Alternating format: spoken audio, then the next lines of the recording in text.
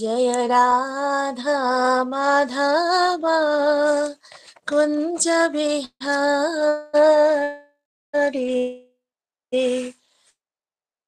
जय गोपी जना वल्लभा जय गिरिवरधारी जय गिरिवरधारी यशोदानन्दन व्रजजनरञ्जन यमुनातीरावनचारी जय राधा माधव कुञ्ज बिहारी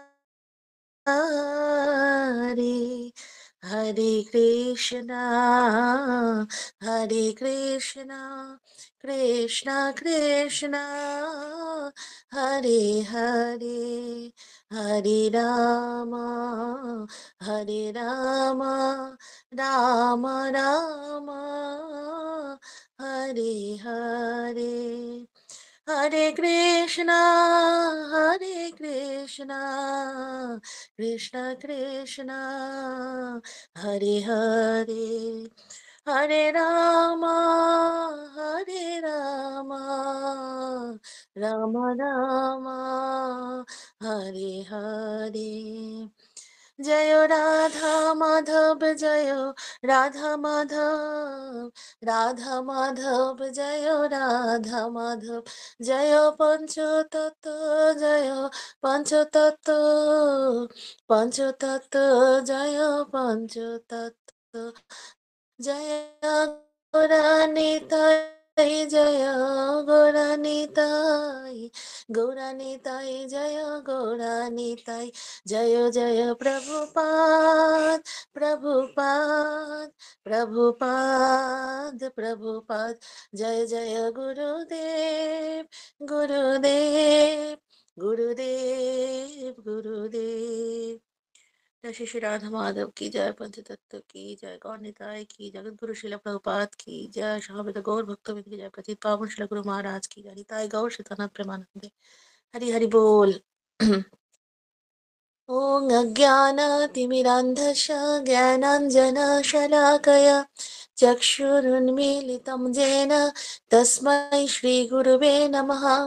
श्रीचैतन्यमनोभीष्टं स्थापितं येन भूतले स्वयं रूप कदा मह्यं ददाति स्वपदान्तिकम् वन्देऽहं श्रीगुरु श्रीयुतपदकमलं श्रीगुरुं वैष्णवांश श्रीरूपं सग्रजातं सहगण रघुनाथानितं तं सजीवं साद्वैतं सवधूतं परिजनसहितं कृष्णचैतन्यदेवं श्रीराधा कृष्णपादान् सहगणो ललिता श्रीविशाखानितांश्च नमो विष्णुपादाय कृष्णपृष्ठाय भूतले श्रीमते भक्ति वेदांत स्वामी निति नामिने नमस्ते सरस्वती देवे गौरवाणी प्रचारिणे निर्विशेष शून्यवादी पाश्चात्य देशतारिणे वंशाकल्पतरुभ्यश्च कृपा सिन्धु एव च पद्भ्य वैष्णवेव प्रेम प्रदायते कृष्णाय कृष्ण चैतन्य नाम्ने गौरतिशे नमः नित्यानंद नमस्तभं प्रेमानंद प्रदायिने कलु कल्मषनाश जन्नवापते नमो पंचतत्मात्मकं कृष्णं भक्त रूप स्वरूपकं भक्तावतारं भक्तखं नमामि भक्तशक्तिकं हे कृष्ण करुणा सिंधु दीनबंधु जगतपथे गोपेश गोपिका कांतो राधा कांतो नमस्तुते तप्त कांचन गौरांगी श्री राधे वृंदावनेश्वरी वृषभानुश्रुते देवी प्रणमामि हरिप्रिये वृंदावै तुलसी देवै प्रियाय केशवश्च कृष्ण भक्ति प्रदे देवी सत्तवतै नमो नमः नीलाचल निवासाय नित्याय परमात्मने बलभद्र सुभद्राभं जगन्नाथाय ते नमः जय श्री कृष्ण चैतन्य प्रभु नित्यानंद श्री अद्वैत गदाधर श्रीवासादि गौर भक्त वृंदा हरे कृष्णा कृष्ण कृष्ण हरे हरे हरे राम राम राम हरे हरे ओम नमः भगवते वासुदेवाय ॐ नमः भगवते वासुदेवाय। ॐ नमः भगवते वासुदेवाय। नारायणं नमस्कृतं नरं चैव नरोत्तमं देवीं सरस्वतीं व्यासं ततो जयमुदीरये। नष्टप्रायश्च भद्रेषु नित्यं भगवत सेवया भगवतीरुत्तमश्लोके भक्तिर्भवति नष्टके। मुकां करोति वाचलं पङ्गुं लङ्घायते गिरिं यत्कृपातमहं वन्दे श्रीगुरुदीनतारिणं परमानन्दमाधवं श्रीचैतन्यईश्वरं। हरि ओं तत्सत्। नमो विष्णुपादाय कृष्णपृष्ठाय भूतले श्रीमती सर्जुपादाय निताय कृपा प्रदायिने गौरकथा धामदाय नगर ग्राम तारिणे। जय जय श्री चैतन्य जय नित्यानंद जय दैत्य चंद्र जय गौर भक्त वृंद। हरे कृष्णा। সকল ভক্তবৃন্দকে আমার সশ্রদ্ধ প্রণাম জানাই। আজকে আমরা চৈতন্য চরিতামৃতের আদিলীলা এক প্রথম অধ্যায় থেকে শ্লোক নাম্বার 57-58 আলোচনা করব। তো আমি প্রথমে শ্লোক নাম্বার 57টা পাঠ করছি।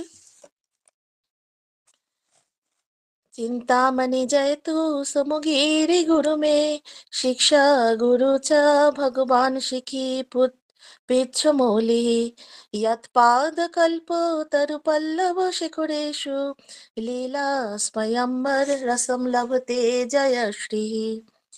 चिंतामणि जयति सुमुगिरि गुरु में शिक्षा गुरु च भगवान शिखी पिच्छमूलि यत्पादकल्पोतरुपल्लवशिखरेषु लीला स्वयंवर रसं लभते जय श्रीः। चिंतामणि जयति सुमुगिरि गुरु मे शिक्षा गुरु च भगवान शिखिपिच्छमूलिः यत्पादकल्पोतरुपल्लवशिखरेषु लीला स्वयंवर रसं लभते जय श्रीः। শব্দার্থ চিন্তামণি জয়তি চিন্তামণির জয় হোক, সোমগিরি সোমগিরি দীক্ষাগুরু, গুরু শ্রী গুরুদেব, মে মানে আমার, শিক্ষাগুরু শিক্ষাগুরু, চ এবং ভগবান পরমেশ্বর ভগবান, শিখি পিঞ্চ ময়ূর পুচ্ছের দ্বারা, মৌলিহি যার মস্তক শোভাযুক্ত, ইয়ত মানে যার, পাদ মানে শ্রী পাদ পদ্মের, কল্পতরু কল্পতরুর, পল্লব পল্লবের মতো, শেখরেশু শ্রী চরণ নখাগ্রে, লীলা স্বয়ম্বর মাধুর্য লীলার, রসম রস, লভতে লাভ করেন, জয় শ্রী শ্রীমতী রাধারানী। অনুবাদ: চিন্তামণি ও আমার দীক্ষাগুরু সমগিরি জয়যুক্ত হন। মাথায় ময়ূর পুচ্ছধারী আমার শিক্ষাগুরু পরমেশ্বর ভগবান জয়যুক্ত হন। কল্পতরুর পল্লব রূপ তার শ্রীচরণ নখাগ্রের শোভাতে আকৃষ্ট হয়ে জয়শ্রী শ্রী রাধিকা স্বয়ম্বর সুখ মাধুর্য রস আস্বাদন করেন। তো পূর্ববর্তী শ্লোকে এখানে এখানে কৃষ্ণদাস কবিরাজ গোস্বামী বলছেন যে যে তত্ত্বজ্ঞান লাভে আগ্রহী ব্যক্তিরাই ভগবানকে জানার জন্য প্রত্যক্ষ পরোক্ষভাবে অনুসন্ধান করতে থাকে। তো এই শ্লোকে আহ এখানে বিল্বমঙ্গল ঠাকুরের রচিত কৃষ্ণ কর্ণামৃত গ্রন্থ থেকে শ্লোকটা নেওয়া হয়েছে। এই শ্লোকটাকে এখানে উদ্ধৃত করেছেন কারণ এখানে উনি বিল্বমঙ্গল ঠাকুর খুব সুন্দরভাবে স্তুতি করেছেন গুরুদেবের এবং প্রার্থনা করেছেন, তো তার বাসনা জানিয়েছেন। তো সেজন্য এই শ্লোকটা আমাদেরকে এখানে কৃষ্ণদাস কবিরাজ গোস্বামী উল্লেখ করেছেন। তো এই শ্লোকে তাৎপর্য শিল প্রভুপাদ প্রথমে উল্লেখ করেছেন যে এই মহান শ্লোকটি বৈষ্ণব আচার্য শ্রী বিল্বমঙ্গল ঠাকুর রচিত কৃষ্ণ কর্ণামৃত নামক গ্রন্থ থেকে উদ্ধৃত। তো কৃষ্ণ কর্ণামৃত গ্রন্থটা বিল্বমঙ্গল ঠাকুরের লেখা, তো সেখান থেকে শ্লোকটা নেওয়া হয়েছে। তো শ্রী বিল্বমঙ্গল ঠাকুর লীলাসুখ নামেও পরিচিত। তিনি শ্রীকৃষ্ণের নিত্য লীলায় প্রবেশ করার ঐকান্তিক বাসনা করেছিলেন। তিনি বৃন্দাবনের ব্রহ্মকুণ্ডের সন্নিকটে 27 বছর অবস্থান করেছিলেন। বৃন্দাবনের ব্রহ্মকুণ্ড নামক এই পুষ্করিণীটি এখনো বর্তমান আছে, এখনো আছে, আপনারা গেলে দেখতে পাবেন। ওখানে 27 বছর বিল্বমঙ্গল ঠাকুর তপস্যা করেছিলেন এবং একমাত্র ভগবানের নিত্যলীলায় প্রবেশ করার জন্যই তিনি এই ঐকান্তিক বাসনা করেছিলেন। বৃন্দাবনের এখানে এখনো আছে। শ্রী বল্লভ দিগ্বিজয় গ্রন্থ নামক গ্রন্থে বিল্বমঙ্গল ঠাকুরের জীবন চরিত্র পাওয়া যায়। এই গ্রন্থটাতে ওনার সমস্ত কিছু আছে। অষ্টম শতাব্দে দ্রবিড় প্রদেশে তার জন্ম হয় এবং তিনি ছিলেন বিষ্ণু স্বামীর প্রধান শিষ্য। তার মানে সাউথ ইন্ডিয়ায় দ্রবিড় প্রদেশ, তার জন্ম হয়েছিল। বিষ্ণু স্বামী, যেটা আমাদের চারটে প্রধান প্রধান যে আছে, তার একটা হচ্ছে বিষ্ণু স্বামী, তো তার শিষ্য ছিলেন এই বিল্বমঙ্গল ঠাকুর। তো দ্বারকায় শঙ্করাচার্যের মঠ মন্দিরের তালিকায় দ্বারকাধীশ মন্দিরের প্রতিষ্ঠাতা রূপে বিল্বমঙ্গল ঠাকুরের নাম এখন উল্লেখ আছে। তিনি তার আরাধ্য বিগ্রহ সেবার ভার হরি ব্রহ্মচারী নামক বল্লভ ভট্টের এক শিষ্যের উপর ন্যস্ত করে যান। বিল্বমঙ্গল ঠাকুর প্রকৃতপক্ষে শ্রীকৃষ্ণের অপ্রাকৃত লীলায় প্রবেশ করেছিলেন। কৃষ্ণ কর্ণামৃত নামক গ্রন্থে তিনি তার অপ্রাকৃত অভিজ্ঞতা উপলব্ধি লিপিবদ্ধ করেছেন। আপনারা যদি কখনো সময় পান, এই কৃষ্ণ কর্ণামৃত গ্রন্থটা পড়লে জানতে পারবেন যে এখানে যে উনি ওনার যে কি অভিজ্ঞতা ভগবানের সাথে লীন হওয়ার, ভগবানকে যে তিনি বাসনা করেছিলেন ভগবানের নিত্য লীলায় প্রবেশ করবেন, এবং তিনি সেটা উপলব্ধি করতে পেরেছিলেন, তার অভিজ্ঞতা তিনি ওই গ্রন্থে উল্লেখ করেছেন। আমি এটার ইংলিশ ভার্সনটা পড়েছি, বাট বাংলাটা আমার কাছে নেই। আর ওই বইটা আমাকে একটা মাতাজি দিয়েছিলেন। খুবই সুন্দর উপলব্ধি। আমি সেটা অত বেশি উপলব্ধি করতে পারিনি, কারণ এটা অনেক উচ্চ মার্গের গ্রন্থ। রাধা কৃষ্ণের নিত্যলীলাকে বোঝা, তো বিল্বমঙ্গল ঠাকুর এক উচ্চ মার্গের ভক্ত ছিলেন, তো তিনি সেটা তার উপলব্ধি এই গ্রন্থে তিনি লিপিবদ্ধ করেছিলেন। সেই গ্রন্থের প্রারম্ভে তিনি তার বিভিন্ন গুরুবর্গের উদ্দেশ্যে প্রণতি নিবেদন করেছেন। এখানে বিশেষভাবে উল্লেখযোগ্য যে তিনি তাদের সকলের উদ্দেশ্যে সমানভাবে শ্রদ্ধা প্রদর্শন করেছেন। এটা খুব ভাইটাল পয়েন্ট, যে এখানে তিনি প্রত্যেককে সেম ভাবে শ্রদ্ধা সম্মান প্রদর্শন করেছেন, যেটা কিনা আমরা দেখতে পাচ্ছি এই গ্রন্থে। যে কৃষ্ণদাস কবিরাজ গোস্বামী প্রথমেই সেভাবে সমানভাবে সকলকে প্রণাম নিবেদন করছেন, মঙ্গলাচরণ করছেন, এটা প্রত্যেকের জন্য শিক্ষণীয়। তো সেই জন্য বিল্বমঙ্গল ঠাকুর তার গ্রন্থে কি করেছিলেন, যে তিনি প্রত্যেকের উদ্দেশ্যে, তিনি গুরুবর্গের উদ্দেশ্যে তিনি সমানভাবে প্রণাম নিবেদন করেছিলেন, এবং বিশেষভাবে উল্লেখযোগ্য তিনি সকলকে সমানভাবে, এটা খুব ইম্পর্টেন্ট, কারণ তিনি তাকে প্রথম পারমার্থিক পথ প্রদর্শন করেন। কারণ তিনি তাকে প্রথম পথ প্রদর্শন করেন, তিনি যিনি ছিলেন তার শিক্ষাগুরু। হ্যাঁ, তো শিক্ষাগুরু কাকে বলছেন, তিনি তিনি চিন্তামণিকে তার প্রথম গুরু রূপে উল্লেখ করেছিলেন। চিন্তামণি ছিলেন একজন ব্যভিচারিণী। আপনারা সবাই জানেন বিল্বমঙ্গল ঠাকুরের গল্প। তো যার প্রতি বিল্বমঙ্গল ঠাকুর প্রথম জীবনে আসক্ত ছিলেন, কিন্তু তিনি তাকে আবার সে প্রথম শিক্ষাগুরু বলছেন এবং তাকে প্রণতি নিবেদন করেছেন প্রথমে। কেন? কারণ তিনি তাকে ভক্তি মার্গে প্রথম যেটা নির্দেশটা প্রদান করেছিলেন, তার প্রতি এত আসক্তি ছিল, কিন্তু বিল্বমঙ্গল ঠাকুরকে তিনি দিক নির্দেশ করেছিলেন, যে বলেছিলেন যে এইরকম আসক্তি যদি ভগবানের প্রতি হতো, তাহলে তুমি আজকে উদ্ধার পেয়ে যেতে। এবং তার এই কথায়, তার এই কার্যকলাপে নিজে তিনি লজ্জিত হয়ে যান, যে তার এত আসক্তি একজনের প্রতি, নারীর প্রতি, সেই আসক্তিটা যদি কৃষ্ণের প্রতি হতো, ভগবানের প্রতি হতো, তাহলে তিনি আজকে ভগবত ধাম পৌঁছে যেতেন। তো সেই রকম সেই জন্য যে এই যে পথ প্রদর্শক তাকে যে সঠিক জ্ঞান শিক্ষাটা প্রদান করলেন, সেজন্য তাকে তিনি শিক্ষাগুরুর স্থান দিয়েছিলেন।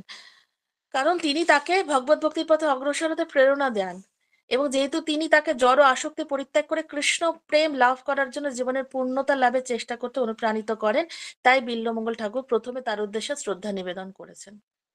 তারপর তিনি তার দীক্ষাগুরু সোমগিরিকে তার শ্রদ্ধা নিবেদন করেছেন।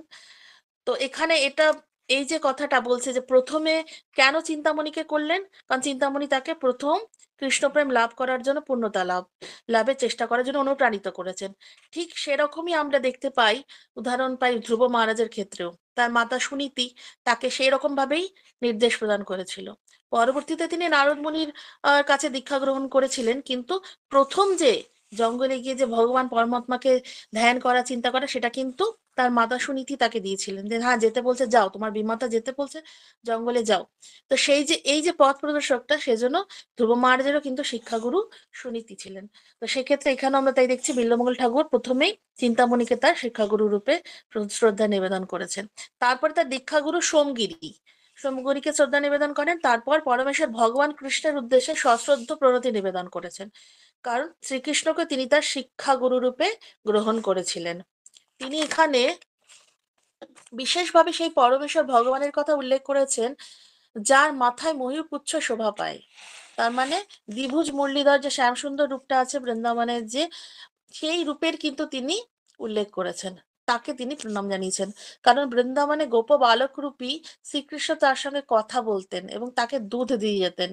তো ভগবান শ্রীকৃষ্ণের মহিমা কীর্তন করতে গিয়ে তিনি উল্লেখ করেছেন যে জয়শ্রী শ্রীমতী রাধারানী তার শ্রী পাদপদ্মের আশ্রয় অবলম্বন করে অপ্রাকৃত মাধুর্য রস আস্বাদন করেন। তো তিনি কি পরিমাণ কি লেভেলের ভক্ত ছিলেন সেটা বোঝাই যায় যে তিনি তাকে ভগবান তার সাথে কথা বলতেন এবং তাকে দুধ দিয়ে যেতেন। ঠিক আছে? আর এই মহিমা কীর্তন তিনি নিজে করেছেন, সেটা তিনি উপলব্ধি করেছেন, যেটা তার সাথে হয়েছে। এবং তিনি এটাও বলেছেন কৃষ্ণের কীর্তন করতে করতে যে রাধারানী যার কিনা শ্রী পাদপদ্মে আশ্রয় অবলম্বন করে তিনি অপ্রাকৃত মাধুর্য রস আস্বাদন করেন, সেটা বলছেন যে শ্রীকৃষ্ণের মহিমা কীর্তন করতে করতে তিনি উল্লেখ করেছেন যে জয়শ্রী শ্রীমতী রাধারানী তার শ্রী পাদপদ্মের আশ্রয় অবলম্বন করে অপ্রাকৃত মাধুর্য রস আস্বাদন করেন। তো কৃষ্ণ কর্ণামৃত গ্রন্থটি শ্রী শ্রী রাধা কৃষ্ণের অপ্রাকৃত লীলাবিলাসের উদ্দেশ্যেই উৎসর্গীকৃত। সর্বোচ্চ স্তরের কৃষ্ণ ভক্তরাই কেবল এই গ্রন্থটি পাঠ করতে পারেন তার এবং তার মর্ম উপলব্ধি করতে পারেন।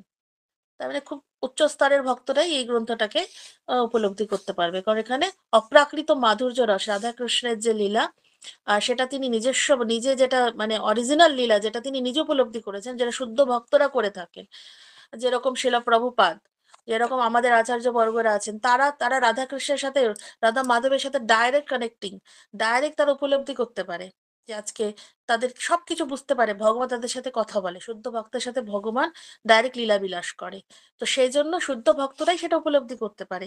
এবং এই যে গ্রন্থটা এতটাই উচ্চ মার্গের যে সেই শুদ্ধ ভক্তরাই বা সেই সর্বোচ্চ স্তরের কৃষ্ণ ভক্তরাই এটা পাঠ করে সেটা উপলব্ধি করতে পারবে, না হলে একটা গল্পের মতোই মনে হবে। তো সেটা এখানে বিল্বমঙ্গল ঠাকুরের যে আহ লেভেলের কিরকম কৃষ্ণর প্রতি ভক্তি আসক্তি, এবং তিনি অপরাধ করেছিলেন কিন্তু পরবর্তীতে তিনি সেটাকে নিয়ে তিনি ভগবানের সেবায় লাগিয়েছিলেন এবং তিনি সেটা বুঝতে পেরেছিলেন এবং তিনি তো সেই গ্রন্থে সেটাকে আস্বাদন করে যে ভক্তিটা তিনি পেয়েছিলেন সেটাকে তিনি লিপিবদ্ধ করে গেছেন তার জীবনের যে ভুলটা যে ছিল। কিন্তু পরবর্তীতে তিনি সেটা সুন্দরভাবে সেটাকে বর্ণনা করেছেন। শ্লোক নাম্বার 58। জীবে সাক্ষাৎ নাহি তাতে গুরু চৈত্য রূপে, শিক্ষা গুরু হয় কৃষ্ণ মহন্ত স্বরূপে। শ্লোকার্থ: যেহেতু সাক্ষাৎ ভাবে পরমাত্মার উপস্থিতি অনুভব করা যায় না, তাই তিনি নিত্য মুক্ত ভগবত ভক্ত রূপে আমাদের সামনে আবির্ভূত হন। এই গুরুদেবই হচ্ছেন শ্রীকৃষ্ণের অভিন্ন বিগ্রহ। তাৎপর্য: বদ্ধ জীবের পক্ষে পরমেশ্বর ভগবান শ্রীকৃষ্ণের সাক্ষাৎ দর্শন লাভ করা সম্ভব নয়, কারণ আমরা যেহেতু বদ্ধ অবস্থায় আছি, তো আমরা কি করে সাক্ষাৎ দর্শন পাবো? কিন্তু কেউ যদি নিষ্ঠাবান ভক্তে পরিণত হয়ে সচেতনতার সঙ্গে ভগবত সেবা সম্পাদন করে, তাহলেই ভগবান তার প্রতি কৃপা প্রদর্শন করে একজন শিক্ষা গুরুকে প্রেরণ করেন এবং তার হৃদয় সুপ্ত ভগবত ভক্তিকে জাগরিত করেন। তার মানে প্রভুপাদ তাৎপর্যে এত স্পষ্টভাবে বলেছেন যে নিষ্ঠাবান ভক্তে পরিণত হয়ে যদি সচেতনতার সাথে ভগবত সেবা সম্পাদন করেন, তাহলেই কিন্তু ভগবান কৃপা করে একজন শিক্ষাগুরুকে প্রেরণ করেন। তার মানে আমরা যে শিক্ষাগুরু দীক্ষাগুরু পাচ্ছি, সেটা কিন্তু ভগবান ডাইরেক্টলি আমাদেরকে প্রেরণ করছে। আর সেটা কখন প্রেরণ করবে? যখন কেউ নিষ্ঠাবান ভক্তে পরিণত হবে এবং সচেতনতার সাথে ভগবত সেবা করবেন।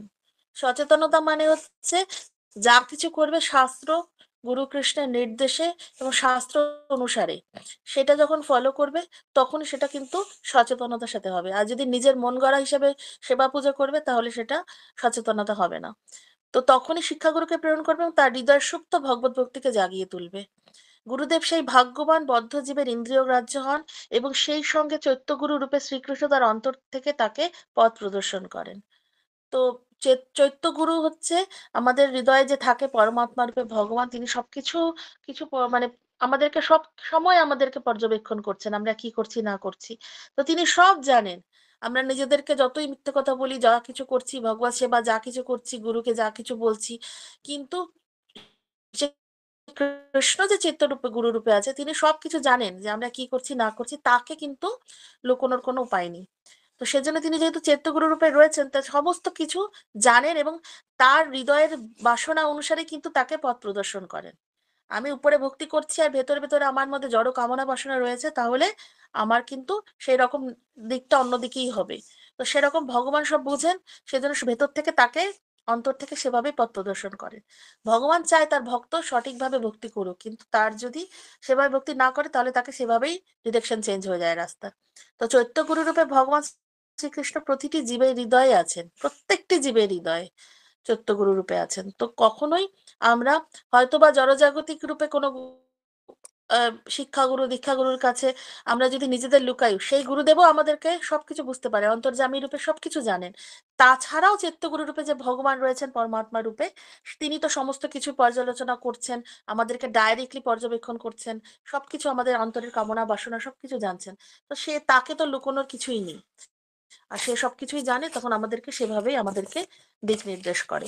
কারণ গুরু যেহেতু ভগবানের প্রতিনিধি, তো গুরুকে কখনোই আমরা মানে ভগবানের সমকক্ষ, ভগবানের ডাইরেক্ট প্রতিনিধি, তো সেজন্য ভগবানের শুদ্ধ ভক্তকে আমরা কখনোই কোনোভাবেই কিছু লুকোতে পারবো না।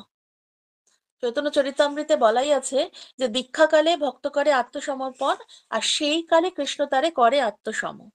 অর্থাৎ দীক্ষার সময় ভক্ত নিজেকে সর্বতভাবে কৃষ্ণের সেবা উৎসর্গ করেন, এবং শ্রীকৃষ্ণ তাকে নিজের বলে গ্রহণ করেন। তো এই কারণেই দীক্ষাটা হয়, কারণ তখন কি করে, সে নিজেকে সর্বতভাবে কৃষ্ণের সেবায় যুক্ত করেন, উৎসর্গ করছেন, আর কৃষ্ণ তাকে নিজের বলে গ্রহণ করছেন। তো এটাই হচ্ছে দীক্ষার উদ্দেশ্য। তো এই দীক্ষার বিষয়ে শ্রীল জীব গোস্বামীপাদ বলেছেন যে দীক্ষার মাধ্যমে ক্রমান্বয়ে জড়জীবনের প্রতি অনাসক্তি জন্মে। যখনই একবার দীক্ষা হয়ে যায় তখনই তার জড়জীবনের প্রতি অনাসক্তি জন্মে যাবে, এবং পারমার্থিক জীবনের প্রতি আসক্তি বাড়বে। তখনই বুঝতে হবে তার দীক্ষাটা সার্থক হয়েছে। আর এই পারমার্থিক গুরুদেব যে, সেই হচ্ছে আমাদেরকে এই শাস্ত্র জ্ঞানে আমাদেরকে পুরো পরিচালনা করবে, এবং আমাদেরকে সুন্দরভাবে এই শাস্ত্র পারমার্থিক জ্ঞানে আমাদেরকে দীক্ষিত করে তুলবে, এবং আমাদেরকে সব সময় এই হরে কৃষ্ণ মহামন্ত্র দীক্ষা পাই আমরা। এই যে আমাদের জীবাত্মার যে চেতনা, সেটাকেই আমরা পুনর্জাগরণ ঘটাতে পারবো। কারণ আমরা যেহেতু বদ্ধ অবস্থায় আছি, আমরা সব সময় মায়ার মায়ার সঙ্গ করছি, তো আমাদের কি হচ্ছে, সবকিছু আমরা ভুলে যাচ্ছি। তো এই যে গুরুদেবের কৃপায় আমরা কি করব, আমাদেরকে এই যে ঘুমন্ত জীবাত্মা, আমাদের জীবাত্মাটা যে ঘুমিয়ে গেছে, দেবী কি করবে, শিষ্যকে এই প্রকৃত চেতনাটা দান করবে। কারণ এই যে বিশুদ্ধ জ্ঞান এবং পারমার্থিক চেতনা লাভ, সেটা একমাত্র সদ্গুরুর কাছ থেকে আমরা পেতে পারি। তো সেই জন্য এই যে যার মধ্যে কৃষ্ণ আছে, সেই তো একজন কৃষ্ণকে দিতে পারবে। কৃষ্ণ সে তোমার, কৃষ্ণ দিতে পারো, তোমারই শক্তি আছে। তার মানে তুমিই পারো, যার কাছে এই সদ্গুরুদেব যারা, কৃষ্ণ তার কাছেই থাকবে, তার হৃদয় থাকবে, এবং সে আরেকজনকে কৃষ্ণ দিতে পারবে। তো শিল প্রভুপাদকে একবার আহ কিছু ভক্ত একদিন বলছে, প্রভুপাদ ব্যাসাসনে বসে আছে, তো বাইরের কিছু ভক্ত প্রভুপাদকে এসে বলছে, স্বামীজি আপনার লোকেরা কি করছে, আপনারা তো বই বিক্রি করছেন। তো প্রভুপাদ ব্যাসাসনে বসে বললেন, হ্যাঁ, আমরা গ্রন্থ বিক্রি করছি। তো কৃষ্ণকে আমরা গ্রন্থকে বিক্রি করছি না, আমরা কৃষ্ণকে বিক্রি করছি। তোমরা যদি চাও কিনে নিতে পারো কৃষ্ণকে, না হলে তোমাদেরকে যমরাজ কিনে নেবে, তোমরা যদি চাও কিনে নাও। তো এই বলার পরে প্রভুপাদ আর কিছুক্ষণ পরে আবার বলছেন যে ইসকন এমন একটা সংস্থা যেটা কিনা কৃষ্ণকে বিক্রি করে। যদি কারো কাছে এরকম আছে, কোনো সংস্থা বা কোনো ব্যক্তি আছে যে কিনা কৃষ্ণকে বিক্রি করতে পারে, কারণ আমরা কৃষ্ণকে অনেক স্টোর করে ভরে রেখেছি, আর কৃষ্ণকে আমরা সেই জন্যই বিক্রি করতে পারছি, আমাদের কাছে আছে বলেই তো কৃষ্ণকে আমরা দিতে পাচ্ছি। আমাদের কাছে দোকানে যদি জিনিস না থাকে তাহলে আমরা কি করে দেব। তো আমাদের কাছে প্রচুর কৃষ্ণ আছে, তো সেজন্য আমরা কৃষ্ণকে বিক্রি করছি, তোমরা যদি পারো কিনে নাও। তো এটাই হচ্ছে শিল প্রভুপাদের কনফিডেন্স, যে শিল প্রভুপাদ চেয়েছিলেন যে সারা পৃথিবীতে কৃষ্ণ ভাবনাময় করে তুলতে। আর শিল প্রভুপাদ ছিলেন একজন যথার্থ শিক্ষাগুরু, পারমার্থিক একজন শিক্ষাগুরু, যিনি কিনা পুরো পৃথিবীকে, বিশ্ব ব্রহ্মাণ্ডকে শিক্ষা দিচ্ছেন কিভাবে কিভাবে ভগবত ভক্তি পরিচালনা করতে হয়, কিভাবে কৃষ্ণের সংসার করতে হয়, কৃষ্ণ ভাবনাময় জীবনযাপন করতে হয়। এবং তিনি পূর্ণরূপে ভগবানের চরণে সারেন্ডার ছিলেন, শরণাগত ছিলেন, পূর্ণরূপে শরণাগত। আর তার কোনো রকমের আসক্তি ছিল না। তা সেজন্য তিনি কৃষ্ণকে তিনি নিজের প্রেমের বন্ধনে বাঁধতে পেরেছিলেন। আর সেই জন্যই তিনি কৃষ্ণকে দেওয়ার শক্তি অর্জন করেছিলেন। কারণ এটা কোনো কথার কথা নয় যে আমি কৃষ্ণকে দিতে পারি। সেই রকম ব্যক্তি বলতে পারবে যার কাছে কৃষ্ণ আছে, সে কৃষ্ণকে দিতে পারবে। তো সেজন্য বৈষ্ণব যারা শুদ্ধ ভক্ত, শুদ্ধ বৈষ্ণব, তারাই কৃষ্ণকে দিতে পারে। কারণ তাদের সেই শক্তি রয়েছে। কারণ আমরা হচ্ছে কাঙ্গাল কৃষ্ণ কৃষ্ণ বলি, তাই না? ধাই তব পাছে পাছে। তো আমরা শুধুমাত্র শুদ্ধ ভক্তদের পেছন পেছনে যেতে পারি। তো শুদ্ধ ভক্ত যদি আমাদেরকে কৃপা করে, গুরুর কৃপায় কৃষ্ণ পাওয়া যায়। এছাড়া আর কোনো উপায় নেই। কারণ কারো পক্ষেই সম্ভব না। শিল প্রভুপাদ এর মতো একজন শুদ্ধ ভক্ত, তার কৃপায় আমরা আমাদের সদ্গুরুদেবকে পেয়েছি। সদ্গুরুদেবের কৃপায় আমরা আজকে কৃষ্ণকে পাচ্ছি। কতটা ইন্টারলিঙ্ক ব্যাপার। তো কৃষ্ণকে আমরা চিনতাম না, কৃষ্ণর কাছে যাওয়ারও পথ, জায়গা, রাস্তা সবকিছু শাস্ত্রে আছে, কিন্তু আমরা সেটা বুঝতে পারি। কিন্তু যখনই আমি গুরুদেবের সেই রাস্তাটা খুঁজে পেলাম, ঋণী যে শিল প্রপাত আমাদেরকে সেই সঠিক রাস্তাটা দেখিয়েছিলেন। এছাড়াও যদি আমরা চৈতন্য চৈতামৃত থেকে দেখতে পারি যে চৈতন্য মহাপ্রভু আমাদেরকে সেই শিক্ষা দিয়েছেন,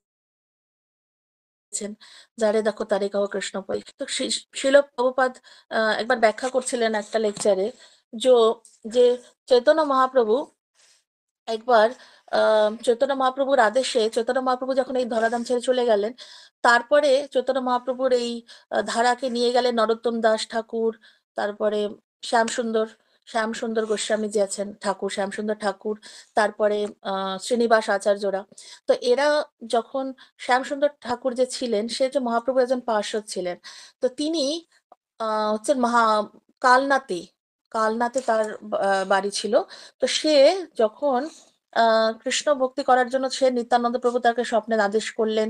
তারপরে তিনি মহাপ্রভুকে খুঁজছিলেন, মহাপ্রভুর যে মানে বাণীটাকে কি করে প্রচার করবেন, কি করে ভক্তিটা করবেন, সেটা করতে চাইছিলেন। তো একবার তিনি কি করলেন, আদেশ পেলেন স্বপ্নে যে হৃদয়ানন্দ গোস্বামীর কাছ থেকে দীক্ষা নাও, হৃদয় চৈতন্য গোস্বামীর কাছ থেকে। তো তখন হৃদয় চৈতন্য গোস্বামীর কাছে উনি দীক্ষা গ্রহণ করলেন। করার পরে তখন হৃদয় চৈতন্য গোস্বামী যে তিনি বললেন যে তুমি জীব গোস্বামীর কাছ থেকে শিক্ষা গ্রহণ করতে বৃন্দাবনে যাও।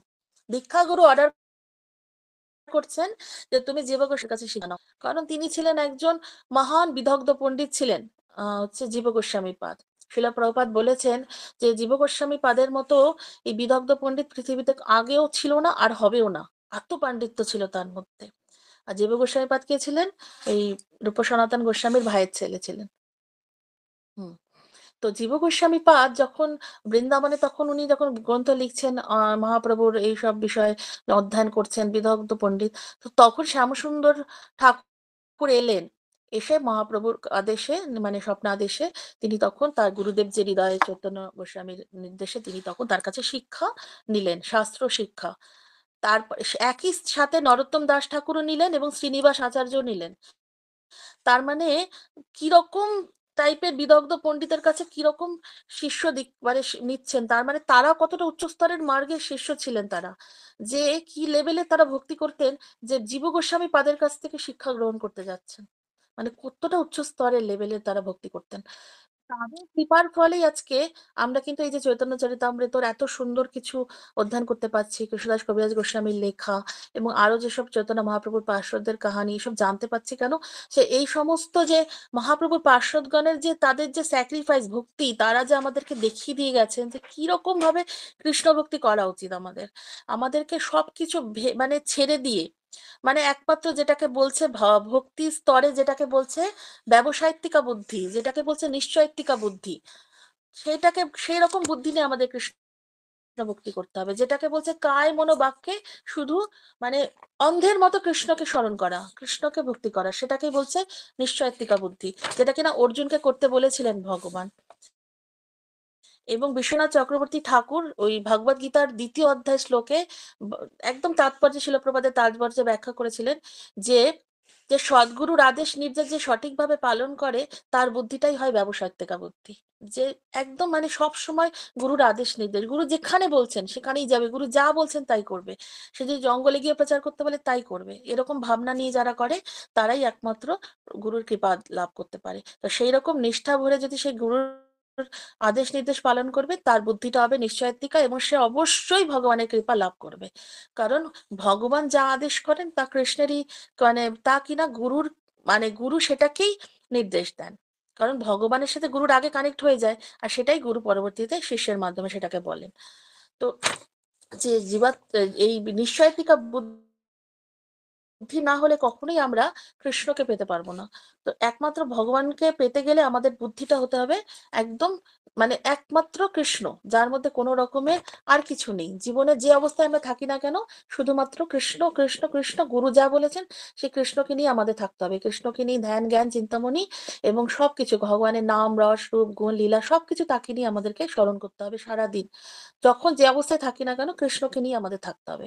এটাই হচ্ছে ব্যবসায়িকা বুদ্ধি। আর এই বুদ্ধি হলে কৃষ্ণ আমাদেরকে বিশেষ কৃপা দেয়। যেরকম ভাবে এই শুদ্ধ ভক্তরা যেভাবে ভগবানের সাথে কথোপকথন করে দর্শন করে, ঠিক সেরকম ভাবে শিল প্রভুপাদ যখন গ্রন্থ লিখতেন, শিল প্রভুপাদ বলতেন আমি তো লিখছি না, দামোদর, রাধা দামোদর মন্দিরে ভগবান স্বয়ং এসে আমাকে লিখাচ্ছেন, স্বয়ং এসে আমাকে বলছেন, বুদ্ধি দিচ্ছেন, যে আমি সেই বুদ্ধির ফলে লিখছি। আমার কিছু বলা বুদ্ধি নেই যে আমি কি করে লিখবো ভগবানের কিছু কথা, ভগবানের কথা আমি কি করে ট্রান্সলেট করবো। তো এই যে এইগুলো হচ্ছে শুদ্ধ ভক্তের উপলব্ধি। শিলা প্রপাত এরকম ভাবেই উপলব্ধি করতেন এবং শিলা প্রপাতের শিষ্যরাও তাই প্রপাতকে এভাবেই উপলব্ধি করতেন। প্রপাত যা বলতেন অন্ধের মতো তাই তারা করতেন, তাদের আর কিছু চারিদিকে তাকাতেন না। যখন প্রথম প্রথম ইসকন তৈরি হলো, তখন বিদেশে শিলা প্রপাত প্রচার করার জন্য কিছু বই দিয়ে, ছোট ছোট বই দিয়ে বললেন যাও প্রচার করো রাস্তায়।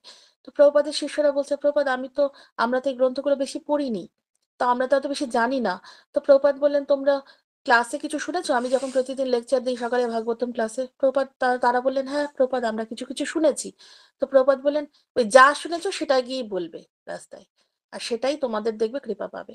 তো এটাই হচ্ছে শিলা প্রভুপাদের মতো একজন শুদ্ধ ভক্তই সেটা বলতে পারে, প্রভুপাদের সেই শক্তি আছে। প্রভুপাদকে একবার জিজ্ঞেস করেছিলেন যে প্রভুপাদের শিষ্যরা, যে প্রভুপাদ আপনি যে এখানে যে বলা আছে, শাস্ত্রে বারবার বলা আছে যে গুরু কৃপা না হলে আমরা ভগবত ধাম যেতে পারবো না, একজন সদ্গুরুর কৃপা না হলে। তো এখানে এত যে মানে এত পৃথিবীতে এত লোক রয়েছে, আপনার গ্রন্থ তো লক্ষ লক্ষ কোটি কোটি লোক পড়ছে, কিন্তু সবাই তো দীক্ষা পাচ্ছে না, তাই তারা কি ভগবত ধাম যেতে পারবে না? তখন শিল প্রপাত বললেন অবশ্যই যেতে পারবে। বলে কিভাবে যেতে পারবে? বলে আমার গ্রন্থ যে একবার পড়েছে, যে একবার দেখেছে খুলে, যে একবার টাচ করেছে, সেও ভগবত ধাম যেতে পারবে। তো সেটাই হচ্ছে শিল প্রভুপাদের অপরিসীম কৃপা। এবং শিল প্রভুপাদের এটাই হচ্ছে মহিমা, যে শিল প্রভুপাদ চাইলে সবকিছু করতে পারেন। এবং প্রভুপাদ কথাও বলেছেন যে রাধারানী যেহেতু একটু কড়া, তা আমাদের ভগবত ভক্তিতে যদি অল্প মাত্র যদি একটু যদি আমাদের মধ্যে মানে আমরা ছাড় দিয়ে থাকি, তো রাধারানী তো আমাদের আটকে দেবে। তো কৃষ্ণ তো আমাদেরকে কৃপা করে নিয়ে নেবে, কিন্তু রাধারানী হয়তো আমাদেরকে মেইন রাস্তায় আটকে দেবে। কিন্তু প্রভুপাদ বলেছেন আমি গিয়ে পেছন ডোর দিয়ে গিয়ে আমি তোমাদেরকে তুলে নেব। এই কথা প্রভুপাদ বলেছেন যে তোমরা শুধু ভক্তি করে যাও। আমরা যদি 1%ও করি, প্রভুপাদ বলেছেন আমি তোমাদেরকে 100% তোমাকে আমি তোমাদেরকে সেবা সেটাকে সুযোগ করে দেবো কৃপা করে। তো শিলা প্রভুপাদের মতো এরকম এত বেশি কৃপা মনে হয় না আর কেউ করতে পারবে বা কেউ করেছে আজ অব্দি। তো প্রভুপাদের এরকম অপরিসীম কৃপা তিনি করেছেন এবং আমাদেরকে আজকে আমরা যা কিছু করছি ভগবত ভক্তিতে সবকিছু শিলা প্রভুপাদের কৃপাই হচ্ছে। না হলে আমরা আজকে কোথায় কোন জায়গায় পড়ে থাকতাম সেটা মানে বলার মতো না। তো একবার শিলা প্রভুপাদকে, মানে প্রভুপাদ একবার যখন বিদেশ থেকে আসেন, তো প্রভুপাদকে একজন বিভিন্ন প্রভুপাদের যারা গুরু ভাই ছিলেন তারা বলছেন যে আপনার যে শিষ্যরা রয়েছে তারা তো বেশি পাণ্ডিত্য না, তারা বেশি সংস্কৃত জানে না, তারা বেশি কিছু জানে না শ্লোক লোক। তখন সেটা প্রভুপাদ বললেন হ্যাঁ হতে পারে তারা অনেক কিছু জানে না, বা তারা কম সময়ে অত বেশি জানার সুযোগ পায়নি, কিন্তু আমি এটুকু বলতে পারি তারা যেটুকু জেনেছে ঠিক জেনেছে, এবং আমি তাদেরকে যেটুকু জানতে সাহায্য করেছি, ওরা আমি যা বলবো ওরা এইটুকু আমি কনফার্ম বলতে পারি যে তারা সেটাই করবে এবং তার বাইরে গিয়ে কিছু করবে না। তো আমি যদি যেটা বলবো তারা সেটাই পালন করবে। তো এটাই হচ্ছে শিষ্যের উচিত কাজ। এবং গুরুরও সেরকম মানে সদ্গুরু যে কিনা এরকম শিষ্য পেয়েছেন যে গুরু যা বলবেন শিষ্য তাই শুনবেন, যে গুরুর আদেশকে কখনোই অমান্য করবেন না, কারণ গুরু হচ্ছেন ভগবানের প্রতিনিধি, গুরুকে ভগবানের মতো করে সেবা পুজো করা উচিত। আর সেজন্য শিলা প্রভুপাদ যখন একবার ফিরে গেলেন, যখন ইয়ে থেকে ইন্ডিয়াতে এসেছিলেন, শরীর অসুস্থ ছিল। তো প্রভুপাদ ভাবছেন যে সবাই ভাবছেন যে প্রভুপাদ এখন অসুস্থ, তো প্রভুপাদ সবসময় বলতেন যে আমি অসুস্থ হলে আমাকে বৃন্দাবনে নিয়ে যাবে, কারণ আমি বৃন্দাবনে দেহ রাখতে চাই। তো কিন্তু প্রভুপাদ সেই সময় আবার পরবর্তীতে সুস্থ হয়ে যায়। তো প্রভুপাদ পরে আবার ফিরে যায় আমেরিকাতে। তো আমেরিকাতে যায় যখন কানাডাতে, তখন হঠাৎ করে মানে খবর পৌঁছে যায় যে প্রভুপাদ আসছেন। তো পুরো এয়ারপোর্টে ভিড় হয়ে যায় যে ওয়েলকাম ব্যাক শিলা প্রভুপাদ বলে, পুরো চারিদিকে হোর্ডিং পোস্ট সব লাগানো হয়। সবাই এত নৃত্য কীর্তন পাগলের মতো করতে থাকে। এক একজনের মাথা ফেটে যাচ্ছে, হাত ফেটে যাচ্ছে, করতাল বাজাতে বাজাতে নৃত্য করতে করতে পড়ে যাচ্ছে, কিন্তু পাগলের মতো নৃত্য করছে। চারিদিকে মিডিয়া টিডিয়া কভারেজ হয়ে যায় যে না এত সে স্বামীজি ব্যাক, এরকম ভাবে প্রভুপাদের জন্য নিত্য কীর্তন পাগলের মতো, যেরকম ভগবানকে যদি কেউ সামনে থেকে হঠাৎ করে দর্শন করে যেরকম উপলব্ধি হয়, সেরকম প্রভুপাদের শিষ্যদের সেরকম অনুভূতি হয়েছিল। এবং তারা নৃত্য করতে করতে হরি বল হরি বল হরি বল জয় শিল প্রভুপাদ প্রভুপাদ বলে কীর্তন করতে লাগলো। প্রভুপাদ এত ভিড় হয়ে গেল যে প্রভুপাদকে আর দেখতে পাচ্ছে না কেউ। শুধু প্রভুপাদ এরকম করে আহ হরিনামের মালাটা নিয়ে বলছে, এরকম করে সবাইকে এরকম করছিল, দেখাচ্ছিল। দেখতে প্রভুপাদের শুধু জপের ব্যাগটাই সবাই দেখতে পাচ্ছিল, যে জয় প্রভুপাদ তাদেরকে বলছে জয়, ঠিক আছে, আশীর্বাদ করছে। তারপরে সবাই দেখছে যে প্রভুপাদ এত ভিড় মালা, এবং যে যে মালা নিয়ে গেছে প্রত্যেকের মালা প্রভুপাদ গ্রহণ করেছে। এবং মালা গ্রহণ করতে প্রভুপাদের এই অবধি মালা হয়ে গেছে, গলা থেকে একদম পুরো মস্তক অবধি আধা প্রভুপাদের ঢেকে গেছে, কিন্তু প্রভুপাদ কাউকেই মালা থেকে ভিতরে, প্রভুপাদ সবার মালা গ্রহণ করেছেন, সবাই প্রত্যেকটা ভক্ত মালা নিয়ে গেছিলেন। তো মালা পরার পরে এই অবস্থা দেখে যত সিকিউরিটি ছিল, যত পুলিশ অফিসার ছিল, যত ওখানে এয়ারপোর্টের লোক ছিল, সবাই অবাক হয়ে গেছে। বলছে এরকম তো জীবনে কোনো আমেরিকাতে বা কানাডাতে যে প্রাইম মিনিস্টার বা প্রেসিডেন্ট এলেও এরকম ভাবে অভ্যর্থনা করা হয় না ওখানে। তো সেই স্বামীজিকে এরকম ভাবে অভ্যর্থনা করা হলো। তারপরে তারা শিলা প্রভুপাদকে বলেই ফেললেন যে প্রভুপাদ আপনি আপনাকে এরকম ভাবে এরকম কিছু করা হলো, এটার মানেটা কি? তো প্রভুপাদ বললেন যে গুরুদেবকে এভাবেই সম্বর্ধনা করা উচিত, কারণ গুরুদেব হচ্ছেন কৃষ্ণের প্রতিনিধি, এবং গুরুদেব হচ্ছেন কৃষ্ণের মতে, গুরুদেবকে পূজা করা উচিত, সেজন্যই আমার শিষ্যরা আমাকে এইভাবে অভ্যর্থনা করেছেন। তো সেই শুনে অবাক হয়ে গেলেন সেই যে যে পুলিশ অফিসার ছিলেন। তারপরে শিলা প্রভুপাদ আরেকটি কথা বললেন, যে প্রভুপাদ এটা বললেন যে কিন্তু গুরুদেবকে কখনো নিজেকে ভগবান ভাবা উচিত না, এবং নিজেকে কখনোই অহংকার করা উচিত না। যে যে গুরুদেব নিজেকে গড বলে মনে করবে, তাহলে সে ঠিক তার উল্টোটা ডগ ডগ হয়ে যাবে। এটাও শিলা প্রভুপাদ বললেন। এটা বলার পরে প্রভুপাদ সেখান থেকে সেই স্থানটা ত্যাগ করলেন। তো এই ছিল প্রভুপাদের মহিমা। সে প্রভুপাদ ছিল, এবং প্রভুপাদের কৃপাধন্য শিষ্যরা যারা কিনা আমাদের গুরুবর্গ আচার্যবর্গ, তারা আমাদেরকে পরিচালনা করছেন, তাহলে আমরা কতটাই ভাগ্যবান এবং ভাগ্যবতী যে আমরা তাদের কৃপা পাচ্ছি, এবং আমরা সেই যে জিনিসগুলো উপলব্ধি করতে পারছি বা কিছুটা চেষ্টা করছি উপলব্ধি করার, তাই না, যে গুরুর কৃপার মাধ্যমেই যে আমরা কৃষ্ণকে উপলব্ধি করতে পারবো বা শাস্ত্রকে অধ্যয়ন করতে পারবো, শাস্ত্রের আহ যে সার যেটা, সেটা আমরা জানতে পারবো যে ভগবান কি বলছেন গুরু হিসেবে। তো এই যে এই প্রথম অধ্যায়টা এত সুন্দরভাবে গুরুবর্গের বন্দনা মঙ্গলাচরণ করেছেন কৃষ্ণদাস কবিরাজ গোস্বামী, এবং বিভিন্ন জায়গা থেকে এত সুন্দর সুন্দর উপমা বিল্লমঙ্গল ঠাকুরকে নিয়ে এসছেন, ঠিক আছে। তারপরে ভাগবতমের থেকে শ্লোককে, উদ্ধব থেকে, উদ্ধব গীতা থেকে ভগবান উদ্ধবকে কিছু জ্ঞান দিয়েছেন সেগুলো তুলেছেন। যেখানে যেখানে গুরু কৃষ্ণের মহিমা বর্ণনা করা হয়েছে, গুরুদেবকে বর্ণনা করা হয়েছে, শিক্ষা গুরুকে বর্ণনা করা হয়েছে, বন্দনা করা হয়েছে, সবকিছু এই প্রথম অধ্যায় এত সুন্দরভাবে কৃষ্ণদাস কবিরাজ গোস্বামী আমাদেরকে চৈতন্য চরিতামৃতে উল্লেখ করেছেন, শুধুমাত্র আমাদেরকে এই শিক্ষা দেওয়ার জন্য, যাতে আমরাও গুরু কৃষ্ণের চরণে এরকম ভাবে সমর্পিত হতে পারি, বা আমাদের এই শিক্ষাটা বিশেষভাবে গ্রহণীয়, যে আমরা যেন গুরু কৃষ্ণকে কখনোই মানে আমরা সাধারণভাবে না নেই, আমরা যেন খুব সিনসিয়ারলি এবং সিরিয়াসলি যেন কৃষ্ণ ভক্তিটাতে যোগদান করতে পারি। এবং আমাদেরকে বারবার করে প্রভুপাদ তাৎপর্য বলছেন নিষ্ঠাবান ভক্তবান, নিষ্ঠা করে আমাদের ভক্তি করতে হবে, এবং সচেতনতার সাথে, ঠিক আছে, সচেতন মানে সিনসিয়ারলি, এবং আমাদেরকে কেয়ারফুলি ভক্তি করতে হবে, কারণ ভক্তি জিনিসটা খুবই সূক্ষ্ম। আমাদের মনে হতে পারে খুব ইজি, কিন্তু যতটা ইজি ততটাই কঠিন, ঠিক আছে। যারা করছে তারা জানে, যারা ভগবত তারা নিজেরাই রেজাল্ট পেয়ে যায় যে ভগবত ভক্তি করলে কতটাই ভগবান কৃপা করে। তাই এত কম ভক্তি করে যদি এত কৃপা পাওয়া যায়, তাহলে যারা নিরন্তর কৃষ্ণ ভক্তি করছে, সারাক্ষণ কৃষ্ণকে চিন্তা করছে, তাহলে তারা কিরকম কৃপা পাবে। সেই জন্য প্রত্যেকেরই উচিত আমাদেরকে খুব খুব সুন্দরভাবে ভক্তি করা, যেটুকু সময় পেয়েছি, যেটুকু সময় আমরা নষ্ট না করে যেন কৃষ্ণ ভক্তি করতে পারি, এবং খুব সুন্দরভাবে গুরু কৃষ্ণের নির্দেশ আদেশ পালন করতে পারি, এবং প্রত্যেক সময় যেন আমরা তাদের কাছে এই রকম ঋণী হয়ে থাকি, যেন এরকম ভাব প্রদর্শন করি যেন আমরা আজকে তাদের কৃপা ছাড়া আমরা আজকে অচল, এবং তাদের কৃপায় আমরা আজকে কৃষ্ণকে পেয়েছি, এবং গুরু কৃষ্ণ আমাদের শিক্ষাগুরু, দীক্ষাগুরু এরা যদি না থাকতো এবং প্রভুপাদ আমাদেরকে যদি এই এই দিক না দেখাতো, আমরা আজকে কোন জায়গায় পতিত হয়ে পড়ে থাকতাম। আমরা আজকে কোথায় আর কোন জন্মে কিরা মকরা হয়ে মনুষ্য জন্ম থেকে বিলুপ্ত হয়ে যেতাম। তো সেজন্য আমাদেরকে সবসময় গুরু কৃষ্ণের কাছে অকৃতজ্ঞ থাকা উচিত, কৃতজ্ঞ থেকে আমাদের প্রার্থনা করা উচিত, যেন আমরা সবসময় যে কোনো পরিস্থিতিতে যে কোনো অবস্থায় থাকি না কেন, আমরা যেন গুরু কৃষ্ণের সেবার সাথে যুক্ত থাকতে পারি এবং সেবা থেকে যেন বিচ্ছিন্ন না হই। সকলকে অসংখ্য ধন্যবাদ। হরে কৃষ্ণ কৃষ্ণ কৃষ্ণ হরে হরে, হরে রাম রাম রাম হরে হরে।